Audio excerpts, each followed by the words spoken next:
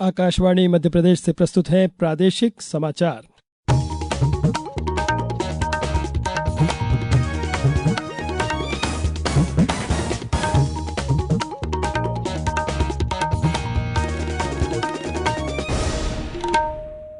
नमस्कार, समाचारों के साथ मैं नवनीत चौबे।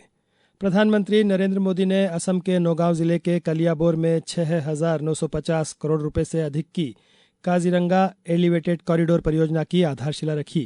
राष्ट्रीय राजमार्ग के अंतर्गत लगभग 86 किलोमीटर लंबी यह कॉरिडोर परियोजना पर्यावरण अनुकूल है। इसका 35 किलोमीटर हिस्सा एलिवेटेड वाइल्ड लाइफ कॉरिडोर का होगा, जो काजीरंगा राष्ट्रीय उद्यान से गुजरेगा। इस परियोजना का उद्देश्य क्षेत्रीय कनेक्टिविटी में सुधार करते हुए उद्यान की समृद्ध जैव विविधता का संरक्षण सुनिश्चित करना है। प्रधानमंत्री ने कलियाबोर में विकास कार्यों की शुरुआत करते हुए कहा कि काजीरंगा केवल राष्ट्रीय उद्यान ही नहीं, बल्कि यह असम की आत्मा है। उन्होंने कहा कि यूनेस्को ने काजीरंगा को विश्व धरोहर स्थल के रूप में मान्यता दी है।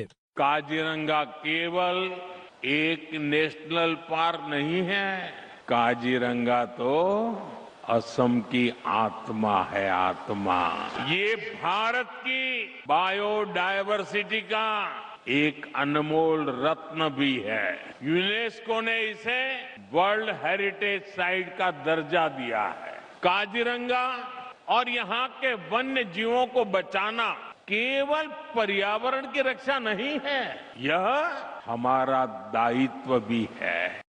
स्विट्जरलैंड के दावोस शहर में कल से विश्व आर्थिक मंच की वार्षिक बैठक शुरू हो रही है, जो 23 जनवरी तक चलेगी। सम्मेलन को लेकर सुरक्षा के कड़े इंतजाम किए गए हैं। दुनिया भर से 3,000 से अधिक नेता इसमें भाग लेंगे, जिनमें राष्ट्राध्यक्ष, शीर्ष उद्योगपति और अंतर्राष्ट्रीय संगठनों के प्रमुख शामिल हैं। इधर मध्य प्रदेश के मुख्यमंत्री डॉक्टर मोहन यादव आज स्विट्जरलैंड के लिए रवाना होंगे। वे दावोस में विश्व आर्थिक मंच की बैठक के दौरान वैश्विक निवेशकों से संवाद करेंगे और मध्य प्रदेश में निवेश के अवसरों को प्रस्तुत करेंगे। मुख्यमंत्री के नेतृत्व में राज्य सरकार मैन्युफैक्चरिंग, नवकरणीय ऊर्जा, लॉजिस्टिक्स, टेक्सटाइल और फूड प्रोसेसिंग जैसे क्षेत्रों में निवेश आकर्षित करने पर विशेष फोकस करेगी। उज्जैन में चल रहे 5 दिवसीय श्री महाकाल महोत्सव का आज समापन होगा। महोत्सव के अंतिम दिन सायं 7 बजे महाकाल लोक में शिव तत्व पर आधारित इंडोनेशियाई नृत्य नाट्य की विशेष प्रस्तुति होगी। यह प्रस्तुति शिव तांडव और आध्यात्मिक चेतना को वैश्विक कला दृष्टि से दर्शाएगी।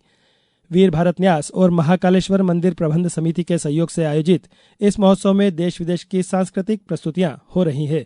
आज भारतीय लोक और जनजातीय कलाओं के अंतर्गत कोरकू शाबरी नृत्य, मटकी नृत्य, घासिया बाजा और राठवा होली नृत्य भी प्रस्तुत किए जाएंगे। इसके साथ ही शहर में कला यात्रा भी निकाली जाएगी, जो गणगौर दरवाजा से महाकाल लोक तक जाएगी। भोपाल में तमिल संस्कृति का भव्य संगम देखने को मिलेगा। भोपाल तमिल संगम द्वारा आज पोंगल 2026 मध्य प्रदेश का तमिल सांस्कृतिक महोत्सव आयोजित किया जा रहा है। आयोजन का शुभारंभ भेल स्थित कैरियर कॉलेज ऑडिटोरियम में हुआ।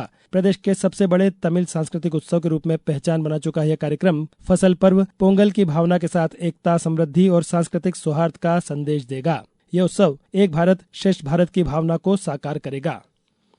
नागरिक उड्डयन महानिदेशालय डीजीसीए ने पिछले वर्ष दिसंबर की शुरुआत में बड़े पैमाने पर हुई उड़ान देरी और रद्दीकरण के कारण इंडिगो एयरलाइंस पर 22 करोड़ 20 लाख रुपए का जुर्माना लगाया है। 3 से 5 दिसंबर के बीच 2,507 उड़ानें रद्द की गई और 1852 उड़ानों में देरी हुई, जिससे विभिन्न हवाई अड्डों पर 3 लाख से अधिक यात्रियों को असुविधा का सामना करना पड़ा।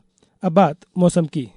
प्रदेश में कड़ाके की ठंड का प्रकोप जारी है। पहाड़ी क्षेत्रों में हो रही बर्फबारी और उत्तर से आ रही ठंडी हवाओं के कारण प्रदेश के कई हिस्सों में तापमान तेजी से गिरा है। शहडोल जिला प्रदेश का सबसे ठंडा रहा, जहां कल्याणपुर में न्यूनतम तापमान 3 डिग्री सेल्सियस दर्ज किया गया। उमरिया में 4.8 और 25 से अधिक शहरों में पारा 10 डिग्री से नीचे रहा। भोपाल, ग्वालियर, इंदौर और जबलपुर जैसे बड़े शहरों में भी ठिठुरन बढ़ गई है। उत्तरी जिलों में सुबह घना से मध्यम कोहरा छाया रहा, जिससे रेल यातायात प्रभावित हुआ। मौसम विभाग के अनुसार पश्चिमी विक्षोभ के असर से 22 से 23 जनवरी के बाद प्रदेश के कुछ हिस्सों में हल्की बारिश की संभावना है। इस बुलेटिन में बस इतना ही। अगला बुलेटिन शाम 7:10 पर। नमस्कार।